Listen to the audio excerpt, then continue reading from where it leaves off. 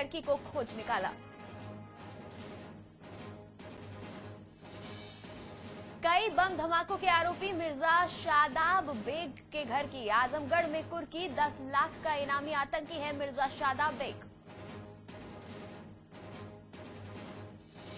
UP में नहीं थम रही बलात्कार की वारदातें। ग्रेटर नोएडा में गैंगरेप तो अमेठी में बलात्कार में नाकाम होने पर लड़की को जिंदा जलाया, लड़की की मौत।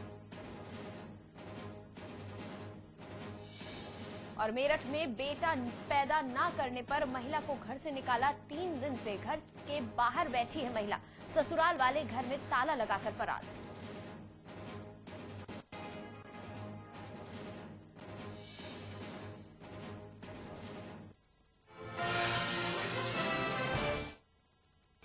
और इस वक्त एक बड़ी खबर गाजियाबाद से। योगी आदित्यनाथ को ट्रेन से उतारने की कोशिश की गई है। वैशाली एक्सप्रेस से उतारने की कोशिश पुलिस ने जबरन योगी आदित्यनाथ को उतारने की कोशिश की है। योगी आदित्यनाथ लखनऊ जा रहे थे। लखनऊ से अंबेडकर नगर जाने का उनका कार्यक्रम था। अंबेडकर नगर में काफी बवाल हुआ है। स्थानीय नेता की हत्या के बाद से यहां पर बवाल मचा हुआ है। बड़ी खबर इस वक्त गाजियाबाद में पुलिस ने हिरासत में ले लिया है। अंबेडकर नगर जाने की कोशिश कर रहे थे सांसद योगी आदित्यनाथ, तभी ट्रेन से उनको उतार लिया गया है।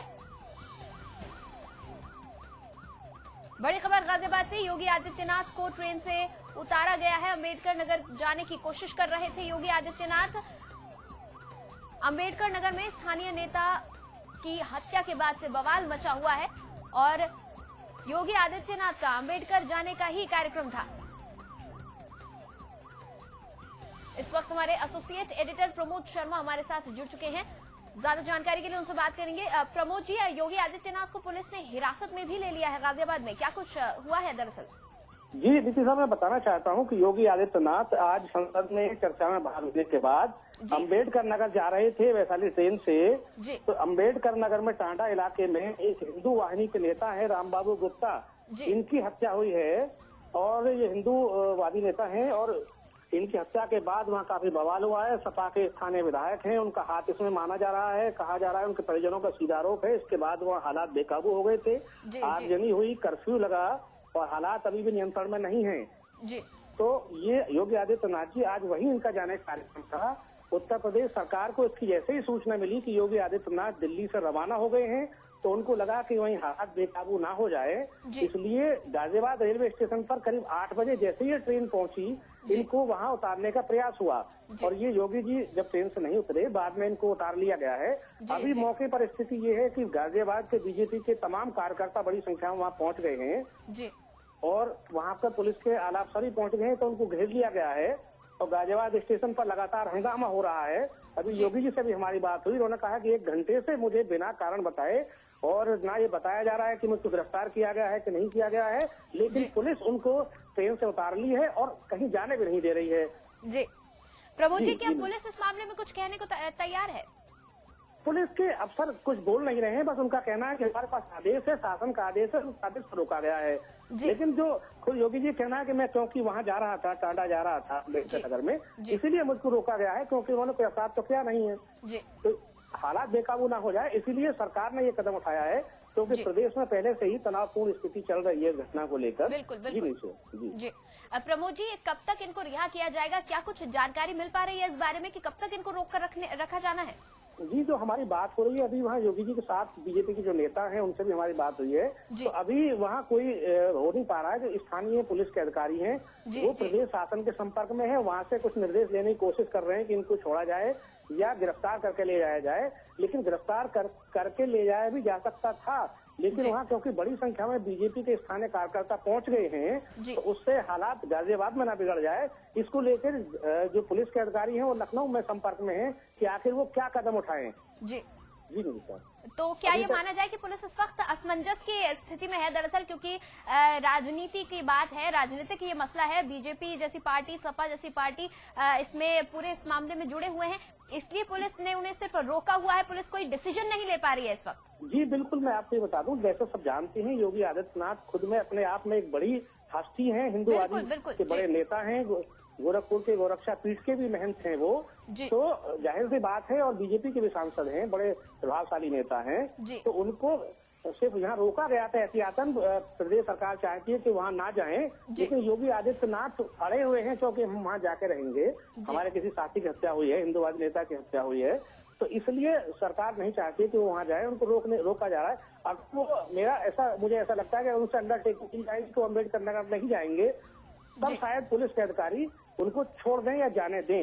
लेकिन अभी ताजा जो अभी हमारे पास जो जानकारी आ रही है मौके से, अभी भी कोई तय नहीं हुआ है कि उनको छोड़ा जाएगा या गिरफ्तार करके ले जाया जाएगा।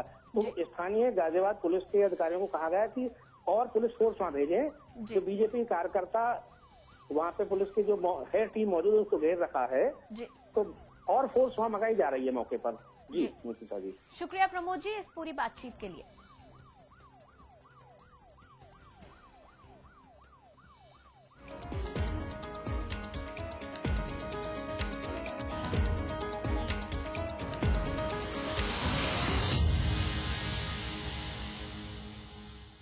प्रतापगढ़ में डीएसपी हत्या पर अखिलेश सरकार को विरोधी पार्टियां जहां आड़े हाथ लेते हुए बर्खास्त करने की मांग कर रही है, वहीं सपा सुप्रीमो मुलायम सिंह यादव के मुताबिक सूबे की कानून व्यवस्था ठीक है और अखिलेश सरकार बाखूबी प्रदेश को चला रही है। प्रदेश हालात के बारे में जो भी प्रचार किया जा रहा है गलत है, अविश्वसनीय है, बहुत अच्छी हालत है।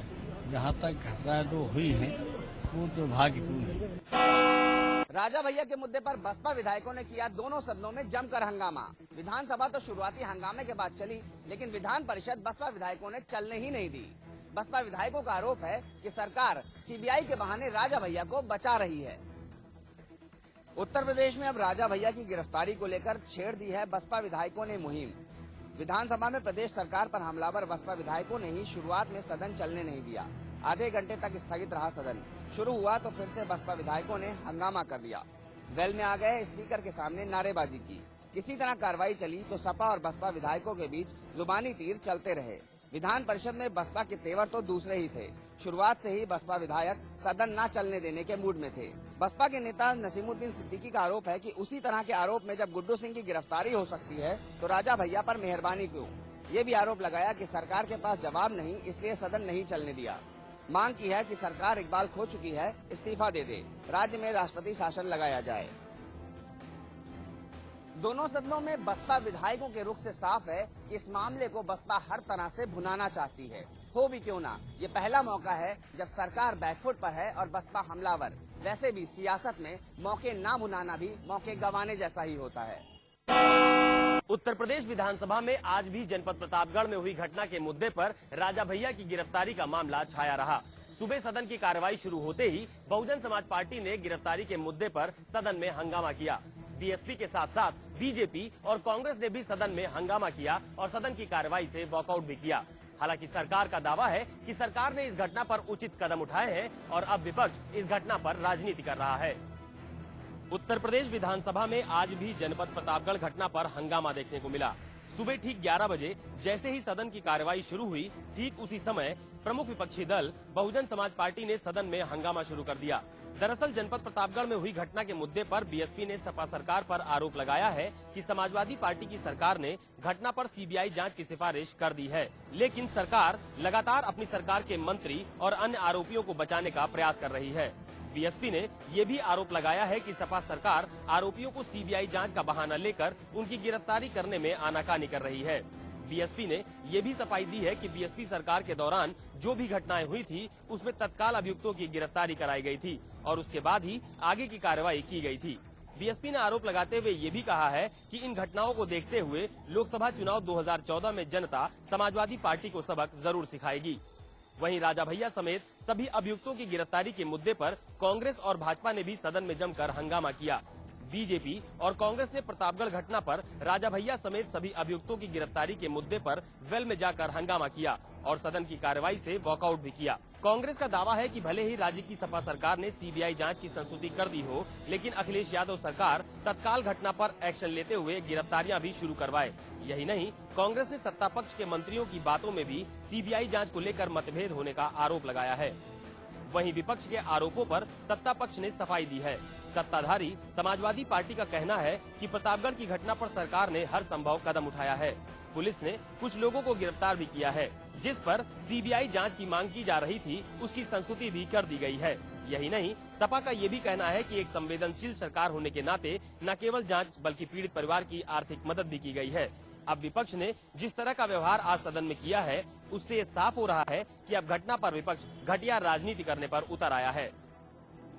बहरहाल भले ही प्रतापगढ़ की घटना पर राज्य की अखिलेश सरकार ने सीबीआई जांच की संस्तुति कर दी हो, लेकिन इस बात से इनकार नहीं किया जा सकता कि इस बड़ी घटना ने सरकार के लिए एक नई मुसीबत भी खड़ी कर दी है और विपक्ष इस मसले पर सरकार पर लगातार दबाव भी बना रहा है। ऐसे में देखना दिलचस्प होगा कि आने वाले दिनों में राज्य सरकार का अगला कदम क्या होता है और वो कैसे विपक्ष के सवालों से बचती है। दिल्ली की जामा मस्जिद के शाही इमाम सैयद अहमद बुखारी ने एक बार फिर अखिलेश यादव पर निशाना साधा है। उन्होंने अखिलेश यादव के मुख्यमंत्री बनने की काबिलियत पर ही सवाल खड़ा कर दिया। उन्होंने कहा कि यूपी के मुसलमानों ने मुलायम सिंह यादव को मुख्यमंत्री बनाने के लिए वोट दिया था, न कि अखिलेश यादव को। कहीं का भी मुखिया हो, कहीं भी हालात खराब हो, मुखिया जिम्मेदार। उत्तर प्रदेश एक बड़ा प्रदेश है, वहां एक ना तजुर्बेकार नाअहल एक लड़के को चीफ मिनिस्टर बना दिया गया, जिसमें सलाहियत नहीं है इतने बड़े प्रदेश को चलाने की। कानून व्यवस्था की अगर आप बात करें तो कानून नाम की कोई चीज नहीं है।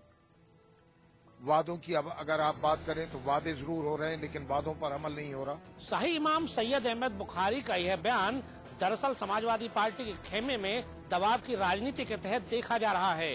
अहमद बुखारी पहले भी कभी आजम खां के बहाने तो कभी मुस्लिमों की उत्तर प्रदेश में दुर्दशा के बहाने दबाव बना चुके हैं। इसके बदले में वह मुलायम सिंह यादव से अपने कई लोगों को उपकृत भी करा चुके हैं। ताजा बयान को लेकर अभी समाजवादी पार्टी ने पलटवार नहीं किया है, लेकिन सैयद अहमद बुखारी के इस बयान को लेकर पार्टी के वरिष्ठ नेताओं में खासी नाराजगी है।